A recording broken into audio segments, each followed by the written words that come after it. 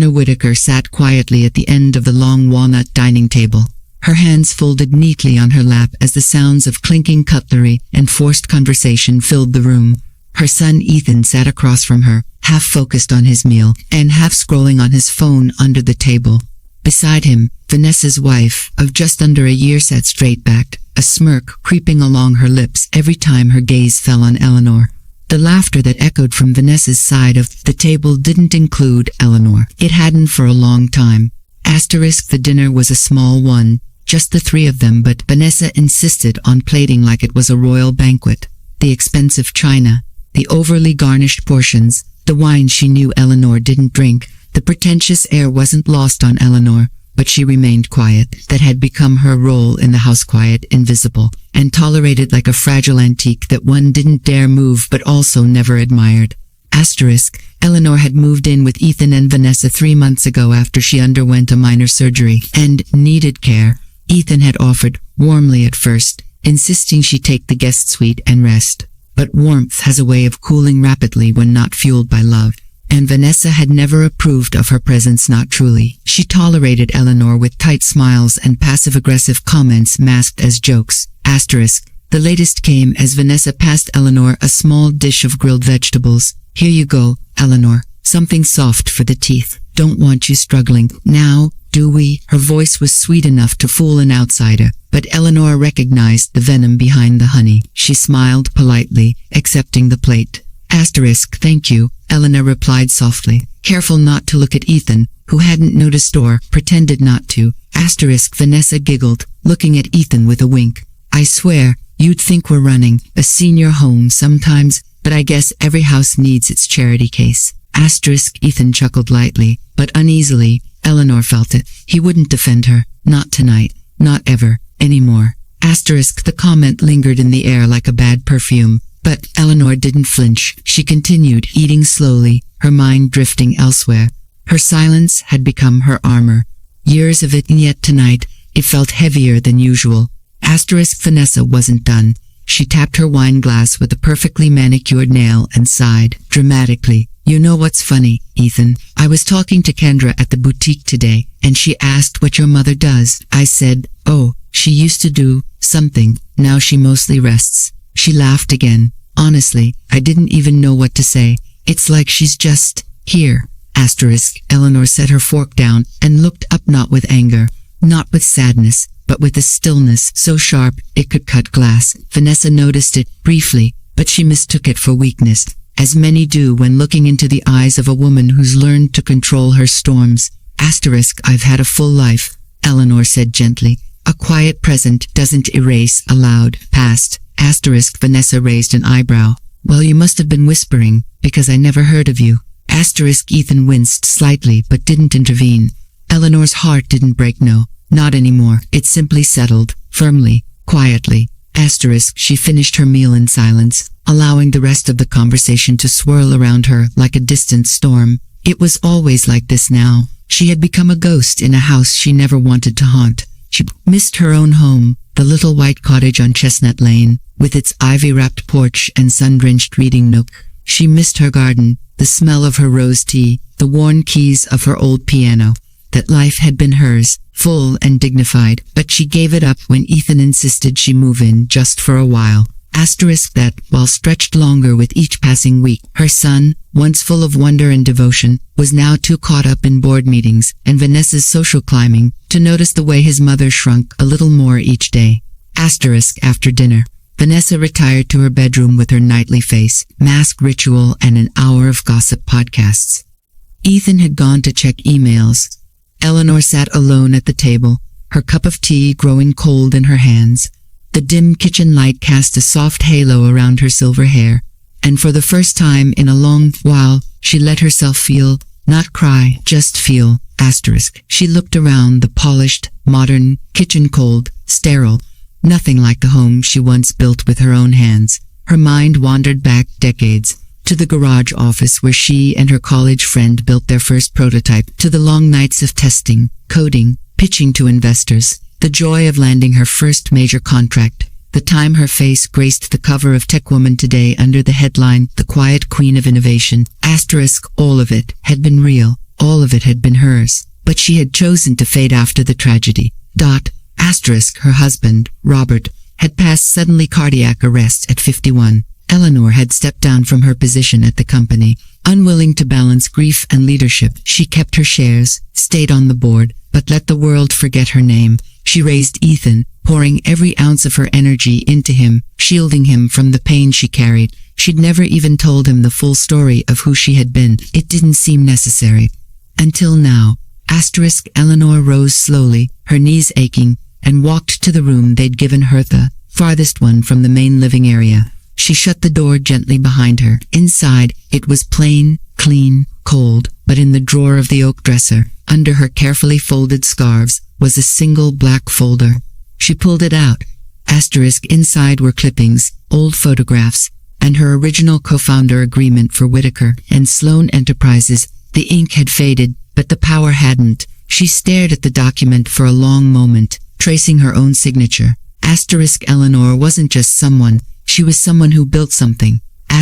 She pulled out her laptop from its case, dusted it off, and logged into her private shareholder account. Her credentials still worked. She hadn't logged in for nearly 4 years. As the dashboard loaded, it greeted her with a simple message. Welcome, CEO Emeritus Eleanor Whitaker.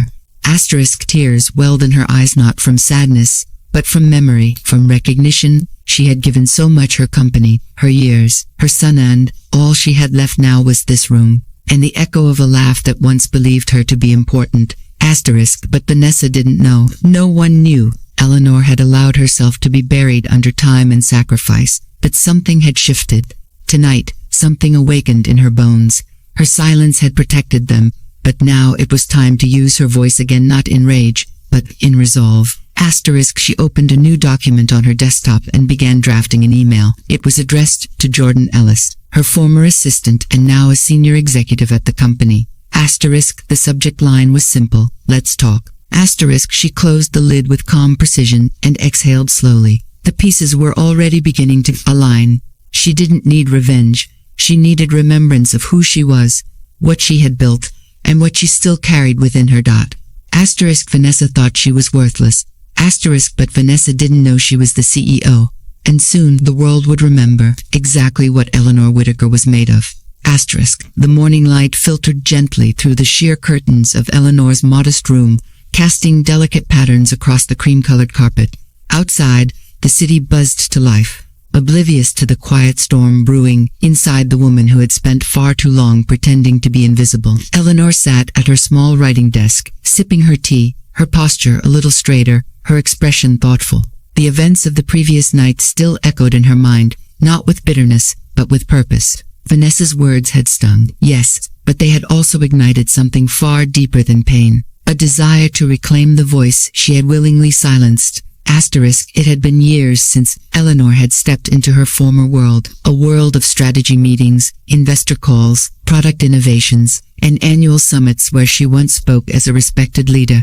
The tech industry had shifted since her departure. New names, new players, but Eleanor's legacy still lived in its foundation. She had watched from a distance, observing the changes, always keeping a finger on the pulse of the company she helped create, Whitaker and Sloan Enterprises. Her name had long vanished from public forums, replaced by titles and younger faces, but the heart of the company, the culture she instilled, still beat with her spirit. As she finished her tea, she reached for her old leather portfolio, cracked at the edges, but still solid. Inside were printouts of board reports, financial sheets, and organizational charts she had quietly requested through Jordan Ellis over the past year. Jordan had remained loyal over time.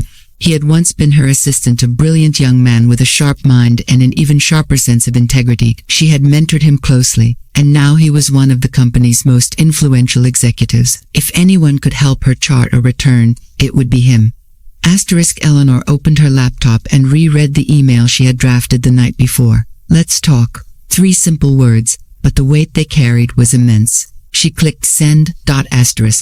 Pulse quickened, not with anxiety, but with anticipation. The mask she had worn, the quiet, elderly mother, was beginning to slip. Beneath it stood a woman who had built empires from code and coffee, who had convinced hardened venture capitalists to believe in a vision when all they saw was a woman in her 30s with no business degree. She didn't need their permission then, and she certainly didn't need Vanessa's approval now. By noon, Jordan had replied, "Greater than, of course. I'm shocked and honored to hear from you. Are you in the city? I'll clear my schedule. Say when." Eleanor smiled faintly and replied, "Tomorrow, 11 a.m. corner office. Please keep it between us." The rest of her day passed quietly. Vanessa had gone out for her weekly manicure and brunch with her influencer friends. Ethan was in his home office, oblivious to the shift that had taken root in his mother. Eleanor stayed in her room, sorting through documents and revisiting old files she hadn't touched in years. One folder contained her original notes for the company's mission statement, scribbled ideas, crossed outlines, and finally, the phrase she had landed on, innovation through empathy. That was always her strength. Technology not for ego, but for impact. The next morning, Eleanor dressed with intention. Gone was the faded cardigan and house slippers. Instead, she wore a tailored navy blue coat over a silk blouse, simple slacks, and low-heeled leather shoes. She brushed her silver hair back into a soft chignon, adding pearl earrings for a touch of grace. As she looked into the mirror, she saw not an old woman, but a leader in disguise, one who had allowed the world to forget her, and now quietly prepared to remind it. She left the house without announcing it. Vanessa wouldn't care, and Ethan likely wouldn't notice. She took a cab to the city's business district, her heart steady, her mind focused. The moment she stepped into the towering glass building of Whitaker and Sloan, it was as if time folded. The polished marble lobby, the clean chrome finish, the familiar scent of productivity toll wrapped around her like a memory brought to life. The young receptionist didn't recognize her but offered a courteous smile. "Good morning. You have an appointment." "I'm here to see Jordan Ellis," Eleanor said calmly. "One moment, ma'am." The receptionist typed quickly and then looked up, a bit more alert. "He's expecting you. Top floor, executive suite." As the elevator ascended, Eleanor took a deep breath, not from fear but from readiness. She had lived in shadows for too long. Today marked her first step into the light. Jordan greeted her with a wide smile and nervous energy. "Ms. Whitaker, or may I still call you Eleanor?" "You may," she said, offering a warm but firm handshake. He ushered her into his spacious office, sleek and modern, with an expansive view of the city skyline. He offered her coffee, which she declined, and then sat across from her at a round table near the window. "It's so good to see you," he began. "You look incredible. The board has often wondered about you, where you went, if you'd ever come back." "I never truly left," Eleanor said softly. "I just stopped being visible. I thought I had to for Ethan, for my peace. But circumstances have changed." Jordan leaned forward. "Are you considering returning to the company? In what capacity?" "I want to start quietly," Eleanor replied. "Not a public takeover. Not yet. But I want access to key operations. I want to observe, advise, perhaps even reclaim more than a voice." Jordan's eyes widened. "You were always more than a voice. You were the soul, and we've lost some of that. The company has grown, yes, but the heart isn't the same." "Good," she said, her voice steel wrapped in velvet. "Then it's time to reintroduce it." They spoke for hours, reviewing departments, key players, projects in development. Jordan gave her insight into the internal politics, the gaps, and the opportunities. Eleanor listened carefully, offering suggestions that immediately impressed him. She hadn't lost her touch. She had only hidden it. Before she left, Jordan handed her an access card. "This gets you into every floor, including the innovation lab. No one else will know unless you tell them." Eleanor nodded. "I appreciate your discretion." He hesitated, then added, "May I ask, what prompted your return?" Eleanor looked out at the city, her eyes clear and calm. "Someone mistook me for someone insignificant. That happens when you're older, when you're quiet. But silence isn't absence, Jordan. It's potential, and I intend to realize mine again." They exchanged a final handshake, and Eleanor left the office with a renewed sense of direction. She wasn't rushing back to reclaim a title. She was returning to reclaim herself. That night, she sat on the small balcony of Ethan's home, sipping chamomile tea while Vanessa chatted loudly on a phone call inside, gossiping about a friend's failed business venture. Asterisk, she was always pretending to be more than she was, Vanessa said, laughing. Like, just because she once worked somewhere doesn't mean she was important. Poor thing. Asterisk, Eleanor didn't flinch. The words rolled past her like wind through trees. Tomorrow, she would walk into that company with access, influence, and a strategy.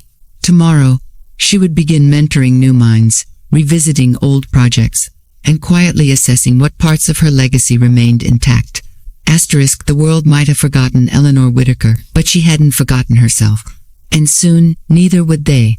Asterisk, she closed her eyes and listened not to Vanessa's laughter, but to the quiet voice within her that had waited patiently for this moment. Asterisk, it whispered, not with bitterness, but with certainty. You were never worthless. You were just waiting to begin again. Eleanor arrived early the next morning, standing beneath the steel and glass entrance of Whitaker and Sloan, with her access badge neatly tucked into the inside pocket of her navy blue coat. She paused to take in the height of the building, not just its architecture, but what it represented. Every panel of glass, every floor filled with engineers, marketers, and innovators. This was her legacy. Yet here she stood, a stranger to most inside, cloaked in time and silence. But that cloak was slipping, thread by thread. Asterisk, she entered through the executive lobby this time, not the public-facing entrance. The receptionist didn't question her. Her card worked perfectly, giving her quiet but powerful access to the private elevator, one that bypassed the buzzing cubicles and humming meeting rooms. As the doors slid shut behind her, Eleanor took a long breath. Her heels echoed lightly on the polished marble floor when she stepped out. Asterisk, Jordan was already waiting. Asterisk, I cleared the morning, he said, leading her toward the innovation lab. There's someone I think you need to meet before we talk strategy. Asterisk, they entered the lab, a large, open concept space filled with interactive whiteboards, brainstorming pods, prototype tables, and clusters of young employees hunched over tablets and laptops.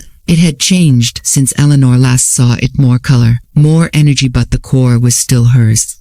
This was where the ideas were born. Asterisk, Jordan introduced her to several team leads, none of whom recognized her beyond her formal name, Eleanor Sloan, but they greeted her with polite smiles, assuming she was a visiting advisor or consultant. She kept her role ambiguous and listened attentively as each presented their current projects: artificial intelligence in medical diagnostics, sustainable chip manufacturing, education platforms for underprivileged communities. Asterisk, one young woman, perhaps in her mid-20s, stood out. Asterisk, this is Celia Rowan, Jordan said, lead on Project Lantern, the AI learning hub. Brightest mind we've got. Asterisk, Celia had curly auburn hair, big glasses, and an intensity in her speech that reminded Eleanor of her younger self. As Celia launched into her pitch, Eleanor asked sharp, insightful questions about ethical usage, algorithmic bias, back-end security, all of which Celia answered with equal sharpness. Asterisk, after the demo, Celia looked at her and said, sorry, I should have asked, what's your background? Asterisk, Eleanor smiled. Tech strategist, retired, but looking to get her hands dirty again. Asterisk, Celia laughed. Well, you'd be welcome in any brainstorming session. Most of our visiting consultants don't even understand what I'm saying. You get it. Asterisk, I built it, Eleanor said under her breath, too quiet for anyone to catch. Asterisk, after the introductions, Jordan led her back to his office, where they continued their deeper discussion. He pulled up slides and performance charts, laying out the company's current trajectory. They had grown, yes, but the soul of the firm had diluted. There were more corporate partnerships now, more focus on quarterly earnings than long-term vision. The very heart Eleanor once fought to preserve was slowly being buried under the weight of profit margins and investor expectations. Asterisk, I've been trying to shift culture back toward innovation first, Jordan explained, but with the current board chair Geraldine Siachu it's difficult.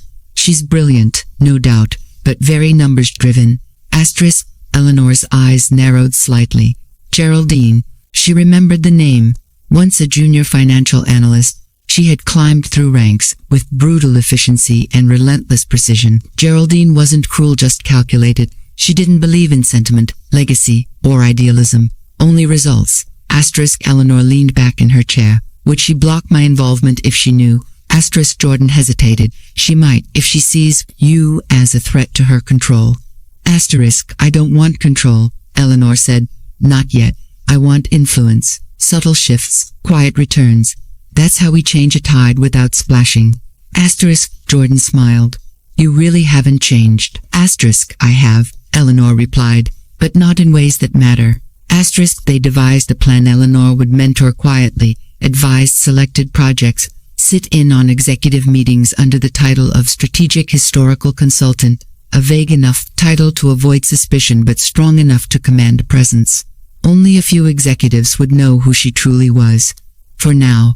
Asterisk, later that afternoon, Eleanor returned to her temporary quarters, her son's house, with a quiet triumph simmering beneath her calm exterior. Vanessa greeted her with a raised eyebrow. Asterisk, out again. You're quite the social butterfly lately. Asterisk, just catching up with old friends, Eleanor said pleasantly, walking past her without further explanation. Asterisk, Vanessa didn't push, though she looked suspicious. Eleanor had noticed the subtle changes in Vanessa's tone over the past few dice night comments, more frequent, her arrogance bolder. Eleanor understood now why. Vanessa assumed she was still weak, still dependent, still beneath her. Asterisk, that night, Eleanor opened her laptop and began drafting notes from her day-obs about the company, reflections on Celia, concerns about Geraldine's leadership style. She wrote not like someone who was observing from the outside, but like a commander quietly surveying a familiar battlefield. Asterisk, she paused to look at an old photo on her desk, one of her and Robert, her late husband, from the early days. They were standing beside a huge whiteboard filled with tangled diagrams and post-it notes. Their faces glowed with youthful ambition. That was the life she had chosen to abandon when grief overtook her. That was the fire she thought had died with him. Asterisk, but now, it flickered again. Asterisk, and for the first time in years, she felt alive. Asterisk, the next day, brought more quiet meetings, more reintroductions with old employees who had once worked under her but now walked the halls unaware they were standing in the presence of the firm's original architect. It amused her, the irony. Eleanor, the invisible woman, moving through her creation like a phantom, slowly stitching her name back into the narrative. Asterisk, but it wasn't just ego driving her return. It was responsibility. She had left the company in good hands, but time had changed everything. The mission had faded, the people had shifted. She owed it to herself and to the company to restore what was lost. Asterisk, later that week, Jordan arranged a dinner at a private rooftop restaurant where a few select senior leaders joined. Eleanor was introduced as a former founding advisor, a soft way of hinting at her role without stating it outright.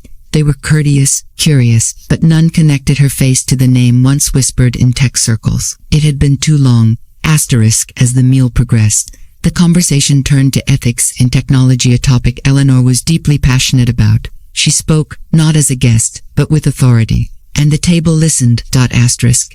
It's not enough to be first, she said quietly. You must be right. Boss doesn't equal just. Scale doesn't equal impact.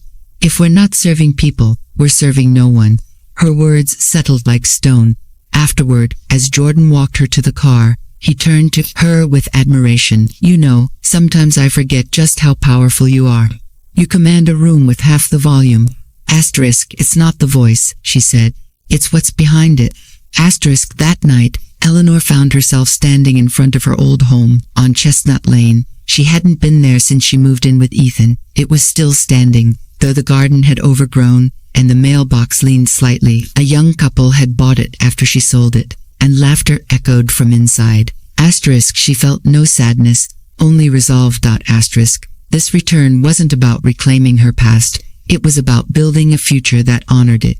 She had something to offer: wisdom, experience, perspective, and it was time she offered it, not with apology, but with pride. Asterisk, on the ride home, she opened her phone and wrote herself a note. Asterisk, phase 1 complete, presence established, influence initiated. Asterisk, observe, advise, integrate. Asterisk, do not retaliate, lead quietly, strategically, powerfully. Asterisk, she closed the phone and leaned back, the city lights flickering across her face. They didn't know her yet, but soon they would remember. Asterisk, the days that followed unfolded with quiet determination. Eleanor had seamlessly woven herself into the folds of Whitaker and Sloan's structure under the subtle guise of strategic historical consultant. Most of the staff, especially the younger employees, regarded her as an experienced advisor brought in to provide wisdom from the company's formative years. They had no idea she had once sat in the chair at the head of the boardroom table, the very chair that now belonged to Geraldine Koo, and that suited Eleanor perfectly. Each morning, she left her son's house dressed with deliberate poise, tailored blouses, sleek coats, neutral-toned handbags, nothing flashy, but unmistakably dignified. Her movements were timed, her presence subtle yet commanding. Vanessa watched her from across the living room some mornings, half cute, half suspicious. You've been getting out quite a bit lately, Vanessa commented one morning, coffee mug in hand, voice syrupy with false sweetness. It's almost like you have a life or something. Eleanor looked up from her tea and offered a pleasant smile. Even at 60, it turns out I'm not entirely useless. Vanessa blinked, caught off guard by the pointed jab wrapped in politeness. Before she could respond, Eleanor had risen from the chair, retrieved her coat, and exited with grace. It was the kind of micro-victory Eleanor didn't celebrate but noted silently, like placing a chess piece with intent. At the office, Jordan had gradually begun expanding Eleanor's presence. She now participated in review panels for innovation proposals, joined strategy sessions for upcoming product launches, and even attended limited board prep meetings. Her insights were always sharp, but she never dominated a room.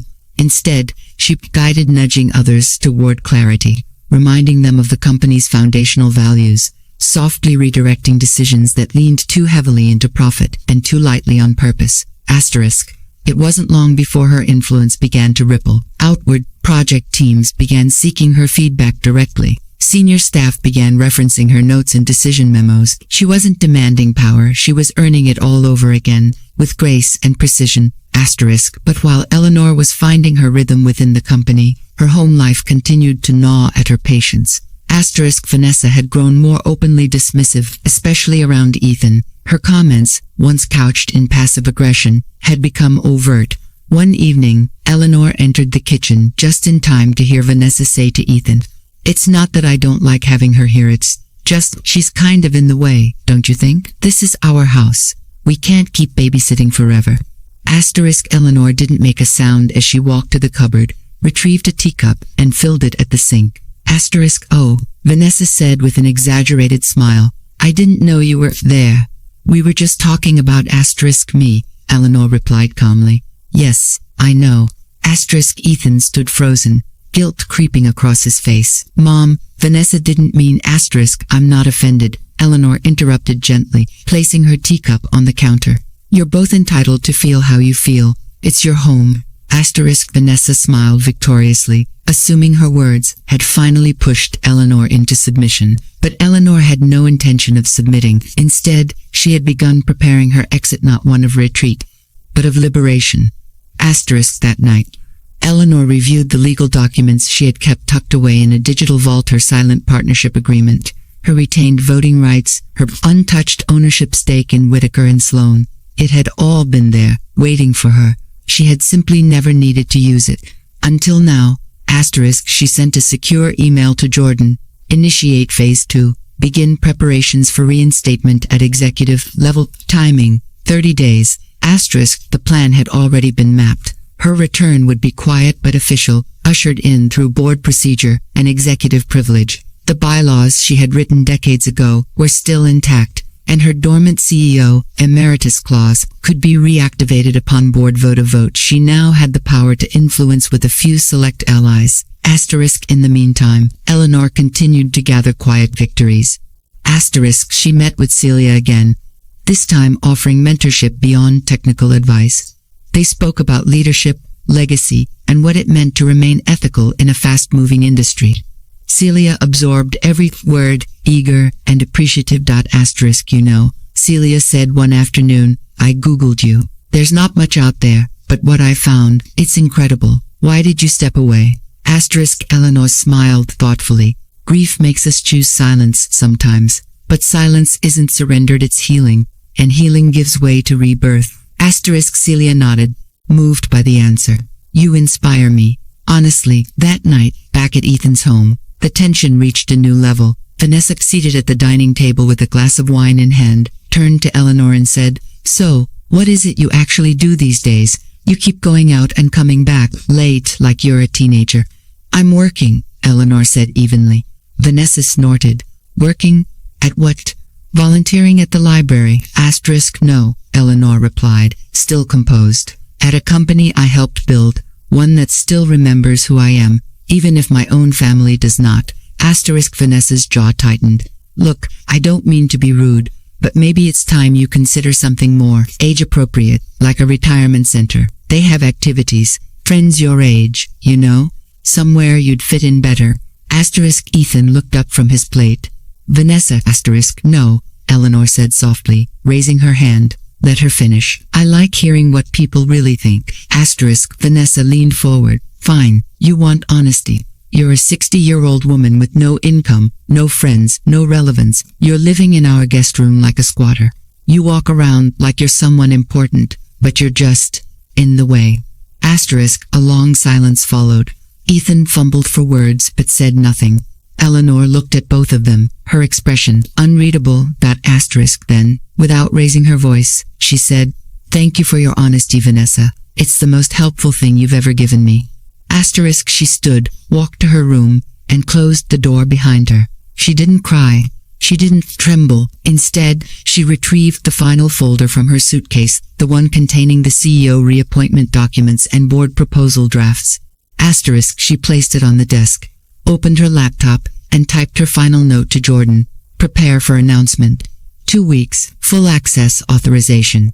As she clicked send, Eleanor finally felt the full weight of her identity return to her shoulders, not as a burden, but as armor. She was done pretending, done minimizing herself to comfort others.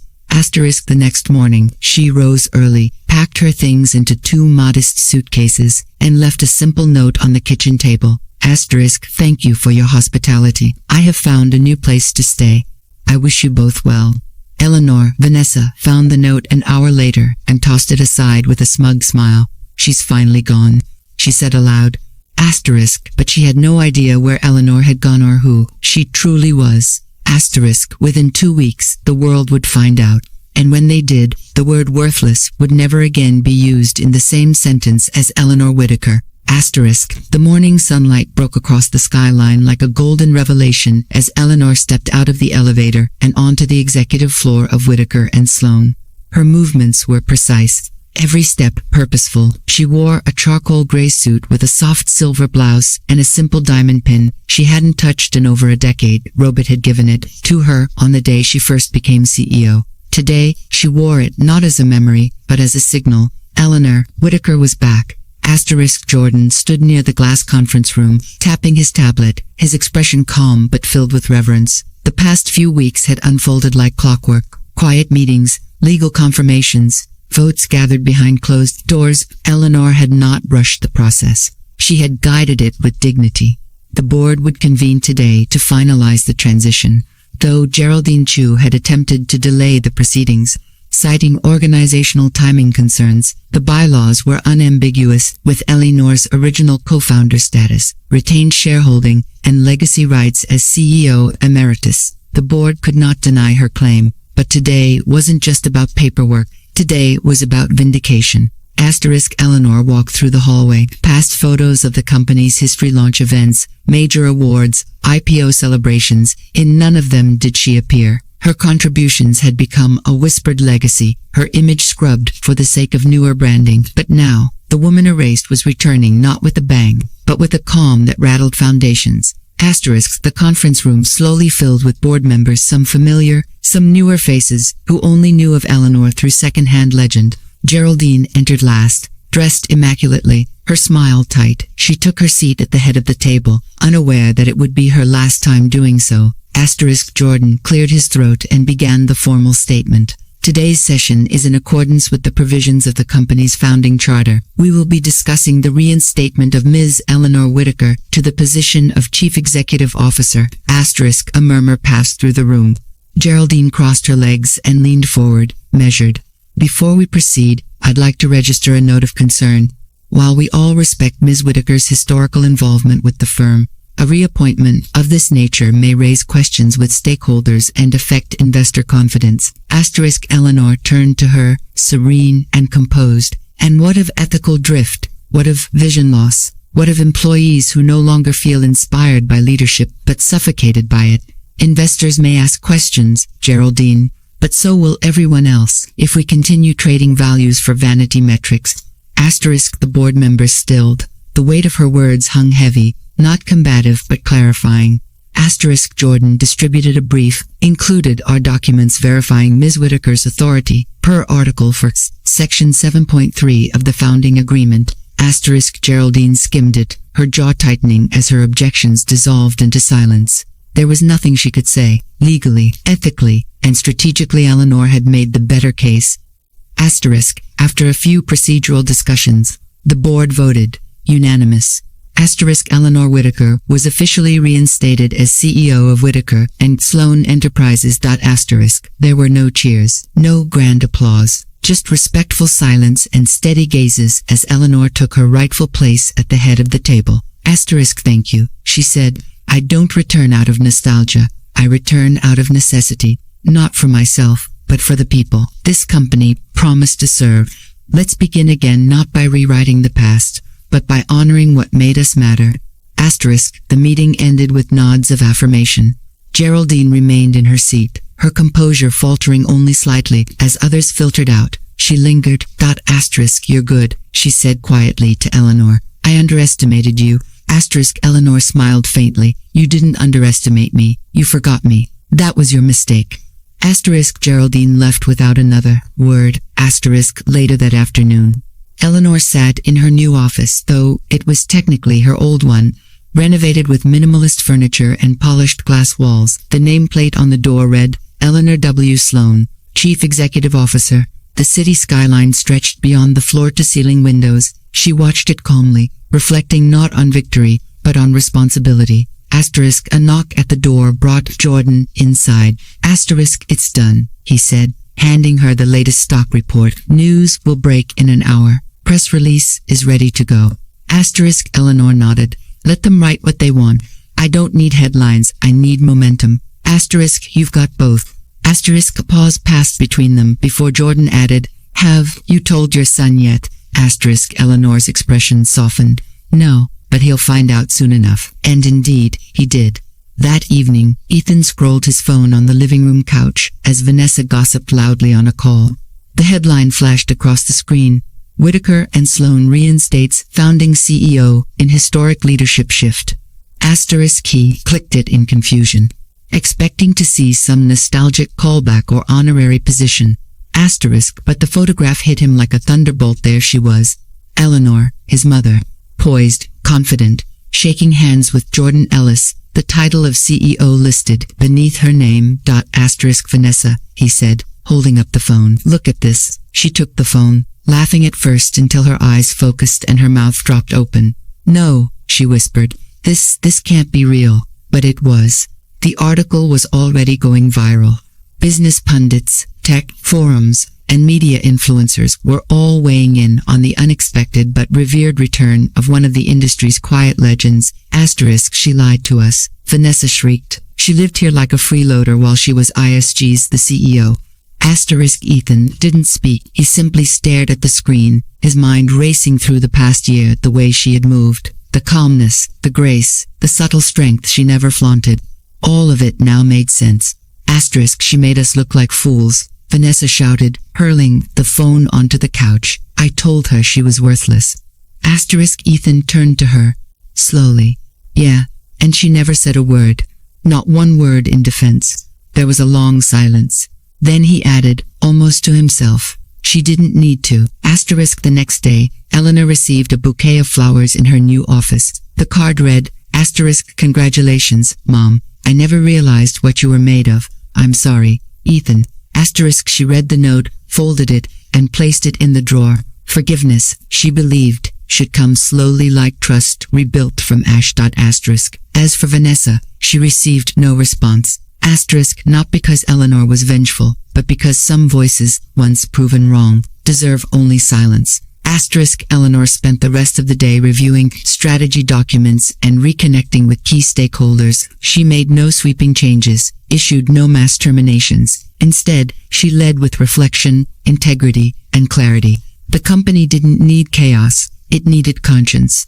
Asterisk that night, she returned not to her son's house, but to a penthouse apartment she had quietly secured in the heart of the city. Elegant, peaceful, filled with light, she stood on the balcony, a glass of tea in her hand, watching the city pulse beneath her.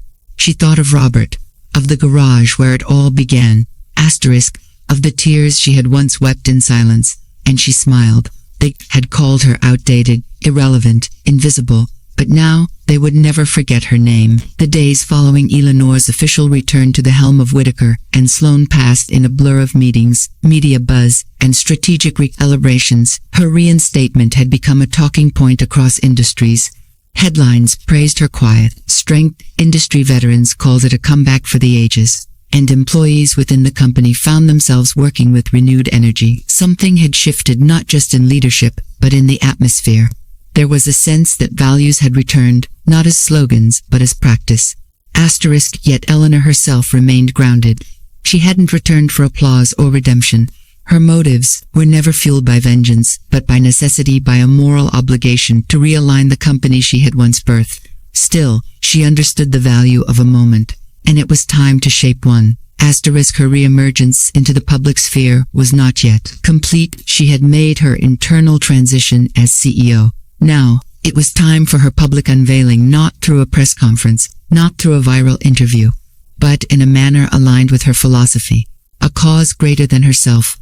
Asterisk, she had always believed in using innovation for service, so she revived an idea she had once conceptualized but never implemented: the Vision Fund Gala, an exclusive charity event celebrating sustainable technology and entrepreneurship among underrepresented innovators, especially women over 50. Asterisk, the gala would serve multiple purposes: to reintroduce Eleanor not just as a leader, but as a changemaker, and to showcase the return of Whittaker and Sloane to its original ethos, empathy-driven innovation. The team, now fully loyal to her leadership, embraced the idea with enthusiasm. Jordan assigned his best PR manager, a sharp young woman named Monica Hart, to handle the public relations, and within days, the guest list became a who's who of corporate executives, tech visionaries, and social influencers. Asterisk, Eleanor worked quietly behind the scenes. She curated the invitees herself, ensuring a careful balance of legacy and novelty. The gala's keynote speaker was not Hurt, was Celia Rowan, the young project lead she had begun mentoring. "People don't need to hear from me," Eleanor told the committee. "They need to hear from the future I believe in." Asterisk, still, she would be present. Her reappearance would be symbolic, elegant, precise. She would be the center of the room, even if not the voice at the podium. Asterisk, invitations were sent hand-delivered to some, couriered to others, and in a few select cases, emailed with subtlety. Among the latter were Ethan and Vanessa. Asterisk, the message was brief. Asterisk, you were cordially invited to the Vision Fund Gala hosted by Whittaker and Sloane Enterprises at the Grand Hall, an evening of purpose, innovation, and impact. Asterisk, formal attire required. Attendance confirmed by RSVP only. Asterisk, Vanessa read the invitation 3 times before storming into the living room.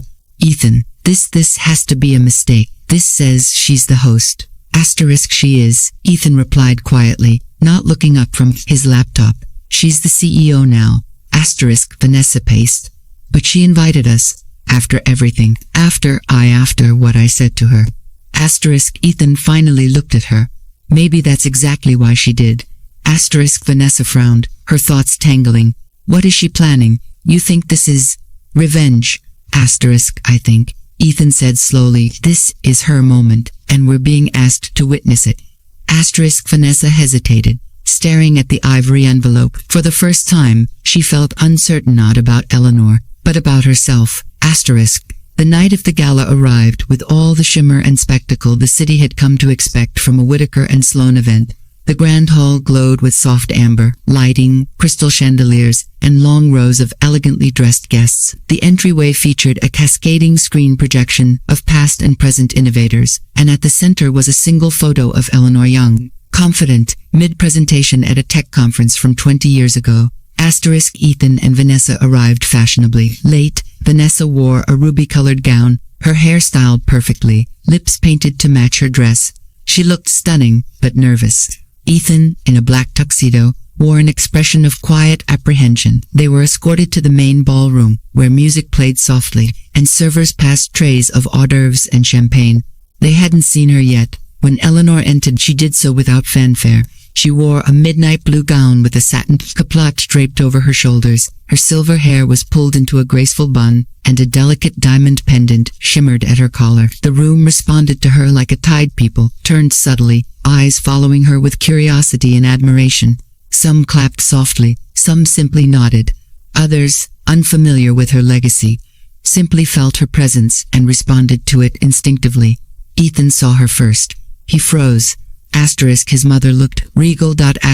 Not just elegant, but dignified in a way that transcended style. He was suddenly aware of how much he had underestimated her, not just in recent months, but for years. She moved with ease, stopping occasionally to greet old colleagues, pausing for photos, engaging in conversations that pulsed with vision and clarity. Vanessa whispered, "She's glowing." Ethan nodded. "She always was. We just never looked." Later in the evening, as Celia delivered a powerful keynote about accessibility in AI development, Eleanor sat at a reserved table with Jordan and several notable entrepreneurs. She didn't take the stage, but the spotlight found her nonetheless. Celia thanked her mentor by name. And to Ms. Eleanor Whitaker, Celia said, her voice trembling with sincerity. "Thank you for showing me that power doesn't have to be loud to be light." The audience turned to Eleanor and offered a standing ovation. She stood slowly, nodding in acknowledgement, a serene smile gracing her face. Her eyes flicked across the room and met Ethan's. He smiled at her, a genuine, quiet smile. She returned it. After the speech. As the gala continued, Ethan found the courage to walk over. Vanessa followed hesitantly behind, her heels clicking loudly in the hushed, carpeted floor. "Mom," Ethan said, his voice low. "Can we talk?" She looked at him warmly, gesturing to a quieter alcove near the balcony. The three stepped out into the cool evening air. Overlooking the lights of the city Eleanor had once dreamed of transforming. "I don't know where to begin," Ethan started. "You just did," Eleanor said gently. "I owe you more than an apology. I believed everything Vanessa told me. I let her words shape the way I saw you." "You let silence fill in the blanks," Eleanor replied. "It happens. I should have stood up for you," he admitted. "I didn't ask you to," she said, not bitterly but honestly. "And I don't need you to now, but I'm glad you see me." There was a long pause. Vanessa, unable to hold back, said, "I didn't know. I swear. I thought you were just ordinary," Eleanor finished, tilting her head, invisible, a burden. Vanessa flushed. "I was wrong." Eleanor studied her for a moment. "You were cruel, Vanessa, but you are not my judge. Time has always been my witness, and time has given me back everything I needed." She turned to Ethan. "I love you, but I've learned something very important this year. I don't need to be loved to remember my worth." Ethan looked as though he'd cry. Vanessa simply looked ashamed. Eleanor placed a gentle hand on her son's arm. "You're welcome to visit, but not to explain. Just come as you are." He nodded, and with that, she turned back toward the ballroom, her steps slow and graceful. People parted for her, respectfully. She moved not with vengeance, but with purpose. She had faced rejection, ridicule, and abandonment, and yet she had returned not to crush, but to create, not to humiliate, but to illuminate. Inside, the music swelled, and laughter returned to the room. Eleanor took her seat once more. The world now knew what her family had once forgotten. She was never just a mother-in-law, she was the CEO, and that made all the difference. The days after the gala brought with them a surge of attention, praise, and reflection. The media had framed it as a triumphant return not just of Eleanor Whitaker to her rightful place as CEO of Whitaker and Sloan, but of values long thought extinct in the competitive tech world. Headlines read, "The Queen of Quiet Power returns, and the CEO who let her silence speak." But for Eleanor, none of this was about headlines or legacy. It was about continuity, about course correction. Her life had changed, certainly, but not in the way people imagined. She wasn't suddenly flooded with luxury or indulgence. She kept her routines simple. Her mornings still began with a cup of rose tea on the balcony of her penthouse. She still reviewed documents with a pencil in hand, not a stylus. She still walked to work when the weather was nice, greeting the doorman and the barista outside the building with a warmth they cherished. Inside Whitaker and Sloan, the shift was deeper than just structural. Eleanor's return had sparked a cultural transformation. Younger employees spoke of her with reverence, not just for her title, but for her presence. She listened, really listened. She didn't speak to show knowledge. She asked to invite collaboration. Meetings became more inclusive. Innovation proposals started flowing, again not for market dominance, but for impact. Celia, her mentee, had now become the face of the company's internal mentorship program. A concept Eleanor had quietly instituted just weeks earlier. The program paired seasoned professionals with younger innovators, bridging the generational knowledge gap that Eleanor had always believed was the company's hidden strength. And under her guidance, the company launched its first public transparency report, highlighting not just profits, but social impact, employee well-being, and ethical innovation. Despite these achievements, Eleanor remained grounded. She knew success didn't eliminate wounds, it only made them easier to carry. And while the company flourished, the silence between her and Ethan lingered, heavy and unfinished. He hadn't contacted her again since the gala. She hadn't reached out either. Not out of pride, but out of respect. She had offered forgiveness in action, not in words. Now, it was up to him to decide what to do with it.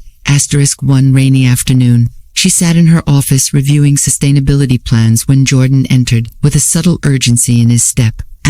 You have a visitor, he said carefully, unannounced, but familiar. Eleanor looked up. Your son, he added gently.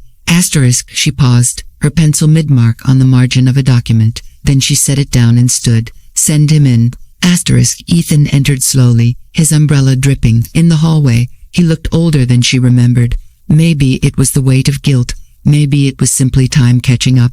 He wore a blazer, not quite formal, but respectful. His eyes met hers, uncertain. Hi, Mom. Ethan. He sat across from her, silent for a moment. The rain pattered softly on the glass windows behind her, filling the room with a calm rhythm that seemed to echo their complicated history. I didn't come to ask for anything, he said finally. I just wanted to talk, if that's okay. She nodded. He inhaled slowly, his voice shaky. I've been thinking a lot about everything. What I said, what I didn't say, what I allowed. Eleanor said nothing, waiting. I always thought strength looked loud, he continued. Like Vanessa, she was confident, assertive, always pushing me to be better. And you were quiet, supportive, gentle. I mistook that for weakness. It wasn't your fault, Eleanor said. You were raised to see power one way. Most people are. He looked down. She told me you were a burden, that you needed us, that you had nothing, and I believed her. Without asking, without thinking. I let her treat you like less than human. Eleanor leaned back slightly. And now you've seen differently. He nodded. I'm ashamed. She tilted her head. Shame is a start, but it's not an end. What matters is what you do with it. He looked up, his voice trembling. I don't know how to undo the damage. You can't, she said. You can only stop carrying it like it defines you, and begin carrying it like it teaches you. Ethan swallowed hard. Do you still love me? She reached across the table and gently touched his hand. I never stopped, but I don't love the part of you that allowed someone else's cruelty to speak for you. I love the boy I raised, the one who stood beside me in the garden at 5 years old and said he'd take care of me forever. He laughed weakly. I guess I failed at that. No, she said softly. You just forgot. And now, maybe you remember. A tear slipped from his eye. I want to earn your trust again, he whispered. Eleanor nodded. Then begin. Not with grand gestures, but with presence. They talked for hours after that. About the past. About Vanessa, who had moved back with her parents after their marriage began to fray under the weight of public embarrassment. About the years Eleanor spent building a company while raising a son alone. About the loneliness that had crept into both their lives without either of them realizing. As the rain cleared and the evening light turned amber, Ethan stood to leave. He hugged her gently, hesitantly at first, then tighter. She held him without judgment, her heart full but tempered. That night, Eleanor sat at her desk long after the office had emptied. She opened her old photo folder again, not to reminisce, but to add something. She scanned a new image into the archive, one of her and Ethan from the gala balcony. Taken by a company photographer who had captured the exact moment they faced each other again for the first time in truth. She titled the file, Chapter 7, Reunion. Over the next few days, Ethan began visiting more often, not out of obligation, but with intention. He asked questions about the company, about her life before motherhood, about how she built it all. For the first time, he saw her as a person separate from her role as mother, a visionary, a leader, a woman who had never needed to boast because her work spoke volumes. And through these conversations, Eleanor found something she hadn't expected. Healing. It wasn't loud or dramatic. It was quiet, steady, like her. It came in Ethan's willingness to listen, in his desire to learn, in the simple way he now stood when she entered a room, not because she was his mother, but because she was a woman worthy of standing for. Celia noticed the change too. One afternoon, she asked Eleanor, "Does it feel good, being seen again?" Eleanor thought for a moment. "It's not about being seen," she replied. "It's about no longer hiding." Celia smiled. "Then I'm proud of you." Eleanor chuckled. "It only took me 60 years. You don't look a day over fierce," Celia said with a wink. The office echoed with laughter. That week, Eleanor received a package in the mail. It was a hardcover book titled The Women Who Built Tomorrow. She opened it to find a chapter dedicated to her. Chapter 9, The Silent Architect. There were stories of her early days, testimonials from employees, and a quote beneath her photograph. Greater than power isn't loud. It's enduring. It survives rejection. It outlasts cruelty. It whispers when the world shouts. And sometimes it returns in heels and a navy blue suit. Eleanor closed the book gently, her fingers resting on the cover. She didn't cry. She didn't need to. She had finally arrived where she belonged, not on a throne, but in her truth. And for a woman once called worthless, there was no greater triumph. Eleanor woke up before sunrise, as she always did now. The city still asleep beneath the wide glass windows of her penthouse. She wrapped herself in her soft cashmere shawl and stood on the balcony, tea in hand, watching the lights slowly touch the skyline. It was a ritual she'd come to cherish, not because it reminded her of power or success, but because it reminded her of peace. This morning felt different. The air was cool, tinged with the scent of distant rain, and her mind lingered on the day ahead. Today marked the finalization of a multi-year contract between Whitaker and Sloan and the Global Coalition for Ethical Technology. It was the kind of alliance she had always envisioned but had never had the chance to build until now. It was more than a business deal. It was a legacy move. The contract included shared access to sustainable innovation platforms, mentorship programs for marginalized women in tech, and an initiative that bore her name, the Eleanor Sloan Fellowship, But the momentousness of the day wasn't just professional, it was personal, because today, her son Ethan would be speaking publicly on her behalf for the first time. After weeks of rebuilding their fractured relationship through late-night calls, Sunday lunches, and long walks, he had offered, of his own volition, to address the audience at the Coalition's summit. His proposal had been simple: "Let me speak for the woman the world tried to forget and the one I once failed to see." She had agreed, quietly moved. Later that morning, Eleanor arrived at Whitaker and Sloan headquarters, greeted by nods and warm smiles as she entered. There was a tangible reverence in the air now, not forced, not fearful, just earned. Her leadership had brought more than stability, it had brought meaning. People weren't just working harder, they were working with purpose. She entered her office, where Jordan stood waiting with a cup of her favorite spiced tea and a small, velvet box. "What's this?" she asked, her eyes narrowing with curiosity. "A small gift," Jordan said, "from the board, and from me, for today." Eleanor opened the box to find a delicate, gold-plated brooch in the shape of a phoenix, its wings outstretched, rising. She stared at it for a long moment, before carefully pinning it onto her jacket. "Fitting? Very," Jordan said. "You're ready?" "I've been ready for years," she replied. The summit was held in the Grand Auditorium at the International Center for Innovation. Over 500 guests filled leaders, scholars, philanthropists, activists. The room pulsed with anticipation. The Eleanor Sloan Fellowship was the highlight of the program. It symbolized something the industry desperately needed: dignity in leadership, a voice for the overlooked, and an unshakable belief in the power of quiet revolution.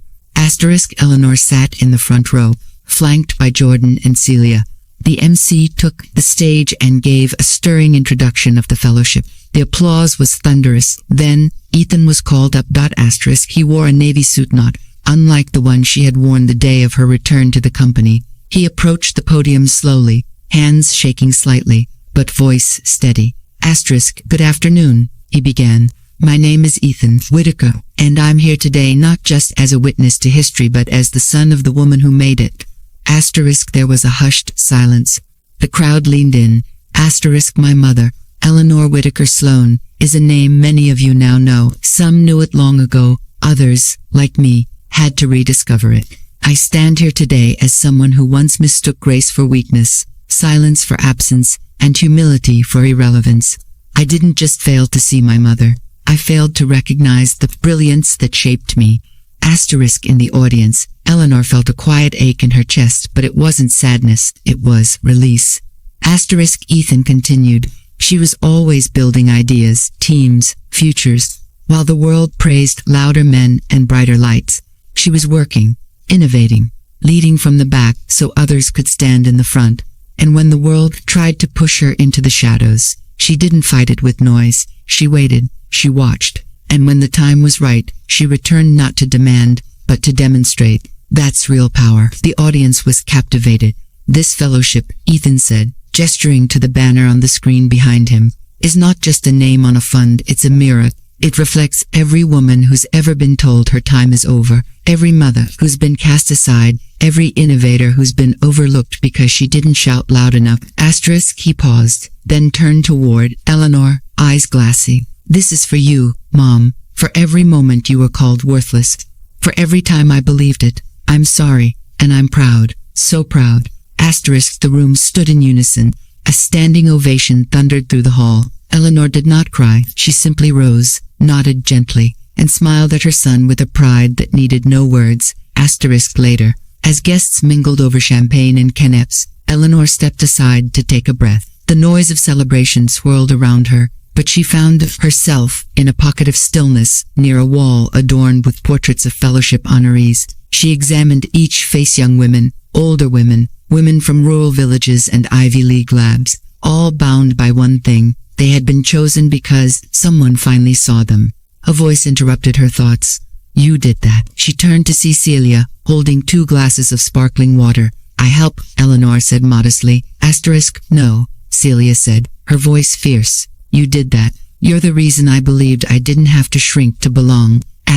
They clinked glasses and sipped. Ethan surprised me today, Celia added. Eleanor nodded. He surprised me too. Sometimes healing takes the shape of a voice we never thought we'd hear again. As the evening wrapped, Jordan approached with a tablet. Thought you might want to see this. He showed her a breaking news headline: CEO Eleanor Whitaker Sloan launches Fellowship for Women, overlooked by industry. A revolution of grace begins. Below it, a candid photo: Eleanor in the audience, hand over heart. Tears caught in her eyelashes as Ethan spoke. She sighed. They always publish the tears. They're the best proof you're real, Jordan said. On the ride home, Eleanor looked out at the city as it pulsed with light and life. She had seen it change. She had changed with it, but some things, some values had remained the same. Truth, dignity, resilience. When she arrived home, she removed the phoenix brooch, placed it in a small glass box, and set it beside her late husband's photo on the mantel. We did it, she whispered to Robert's smiling face. I carried it all, even when it broke me. She changed into her robe and sat with her tea by the window. The city, once cold and indifferent, now felt like something she had written into existence. Every light out there, every tower, she had touched them in some way. She didn't need anyone to remind her of who she was anymore. She knew. She had lived through humiliation, erasure, cruelty. She had been told her worth had expired, but tonight the world knew what she had always carried quietly. She was never worthless, was the woman who built the future Evan when no one was watching. Asterisk. Eleanor stood before the mirror of her penthouse suite, watching her reflection with an expression that held no surprise, only stillness. She didn't study herself the way one looks before a meeting or an interview. There was no pretense to fix, no confidence to summon. What she saw was not just a woman of 60. She saw every age she had ever been, 8 and barefoot in her father's garden, 25 and pitching her first product, 42 and holding a newborn Ethan in her arms, and 58 when she quietly stepped out of the company she had helped build to deal with loss alone. Asterisk. And now, this. 60 and still standing. Not just standing, but soaring. Asterisk. It had been 1 month since the launch of the Eleanor Sloan Fellowship, and the echoes of that night still hummed in the corridors of the industry. Applications had poured in from every continent. Women and old sent letters, emails, videos, even handwritten notes. Some addressed her as Ms. Sloan, others as ma'am, mentor, or simply thank you. The fellowship had become more than a program. It was a movement, a spark in the lives of those who had once been overlooked. And at the center of it stood Eleanor, quiet but unshakable, like a lighthouse that had simply resumed shining. Asterisk. The office had also changed, not because of policy updates or rebranding efforts, but because of tone, of culture. Her presence reminded people that kindness could exist alongside competence. Power didn't need to shout, it only needed to remain consistent. Asterisk. Today, however, marked something different. The end of one chapter, the beginning of another. Asterisk. She walked into the Whitaker and Sloan headquarters with her usual grace, greeted by employees who no longer smiled from obligation, but from genuine warmth. Her assistant, Rachel, greeted her at the elevator with a calm smile. Asterisk. Everything's prepared, Rachel said. Asterisk. Thank you, Eleanor replied, stepping in. Asterisk. The elevator doors closed with a whisper, rising slowly toward the top floor executive boardroom where it had all begun, and where it would now shift again. Asterisk. She entered the room to find the board already gathered, along with senior executives, department heads, and 2 new faces, women in their 50s who had just been promoted through the fellowship's mentorship track. It wasn't performative. It wasn't symbolic. It was strategic. Because Eleanor knew what the world had forgotten for far too long: wisdom doesn't wither with age. It sharpens. Asterisk. Jordan stood, clipboard in hand, and gestured for her to take the seat at the head of the table. I believe we're ready, he said. Eleanor sat, her voice calm and unwavering, broke the anticipatory hush. Thank you, everyone, for being here. What I have to say today will mark a transition, only for myself but for the direction of this company. Asterisk. Chairs shifted subtly, attention leaned forward. Asterisk. When I returned, I did so not to reclaim something that was mine, but to restore something that belonged to all of us. This company was built not on ambition alone, but on compassion, collaboration, and care. In the last few months, I've seen those values return. I've seen teams not just solve problems, but solve them for the right reasons. I've seen people lead with their hearts and their minds. And now, I know it's time for the next evolution. Asterisk. Jordan gave her a knowing nod, one they had rehearsed for weeks. Asterisk. I will be stepping down as Chief Executive Officer effective at the end of this quarter, Eleanor announced, her voice calm and resolute. I have led enough. Now it's time to guide from beside. Asterisks. There were gasps, whispers, some blinking away of surprise, but none of it rattled her. Asterisk. I am not retiring, she continued. I will remain as chair of the board. My role will be to mentor, to advise, and to ensure that our compass never drifts again. The day-to-day leadership, however, must reflect the future, not the past. Asterisk. Eyes turned toward Celia, seated just a few spots away. She stiffened. Asterisk. Effective next quarter, Eleanor said. Celia Rowan will assume the position of Chief Executive Officer of Whitaker and Sloan. Asterisk. There was a beat of silence, and then applause, quiet at first, then building. Asterisk. Celia's eyes filled with tears. She shook her head in disbelief. Are you sure? Asterisk. Eleanor smiled. You represent everything this company should be. Curious, ethical, brave, and you don't chase the spotlight. You stand in it only when necessary. That's leadership. Asterisk. Celia stood, hugging her awkwardly, warmly, like a daughter might, overwhelmed. Asterisk. After the meeting, Eleanor returned to her office for the last time as CEO, She stood at the window, watching the city below, not with sadness, but with profound contentment. Her desk had been cleared, her documents archived, her nameplate removed with care. She ran her hand over the smooth wood of the desk, remembering every late night, every early morning, every leap of faith it had supported. A knock at the door. It was Ethan. "Thought I might catch you before you left," he said. "I was hoping you would." He entered, holding a small gift wrapped in recycled brown paper. She opened it slowly to reveal a frame. Inside was a photograph her, standing quietly off stage at the gala, hands folded, the crowd in a standing ovation, and Ethan at the podium, looking right at her. "I had it printed," he said, "so I never forget what you looked like when you were being seen." She touched the frame gently. Moved. "Thank you." "There's something else," he said. "I've started volunteering." She raised an eyebrow, amused. "Volunteering?" "With the Sloan Fellowship," he said sheepishly, "mentoring kids in underfunded schools, teaching them code. Thought maybe I could do something that matters." Her smile widened. "That's the first thing you've done that makes me prouder than anything I ever built." He laughed, genuinely, and hugged her. Later that evening, Eleanor returned to her penthouse, poured herself a glass of wine, and sat on the balcony. The city lights danced in the distance, but her eyes weren't on the skyline. They were on the stars. She thought of Vanessa. No parting words, no apology, just silence. Eleanor had made peace with it. Some people walk out of your life so you can walk into your own. She had learned that worth isn't proven in revenge. It's proven in resilience. She had not returned to gloat or dominate. She had returned to remind herself of who she had always been. And now, she could finally rest, not in defeat, but in completion. The soft chime of her phone interrupted her reverie. A message from a young woman in Kenya, another from an elder woman in Finland, another from a single mother in Detroit, all thanking her, all calling her by name. Not worthless, not burden, but Eleanor. She put the phone down, heart full. Tomorrow would be the first day in over 40 years that she would wake up without the title of CEO. And she had never felt more powerful. 4. She had lived to see the long arc of justice, respect, and truth bend back toward her, not in rage, not in shame, but in grace. She had been called many things in her life, but only one mattered now: seen,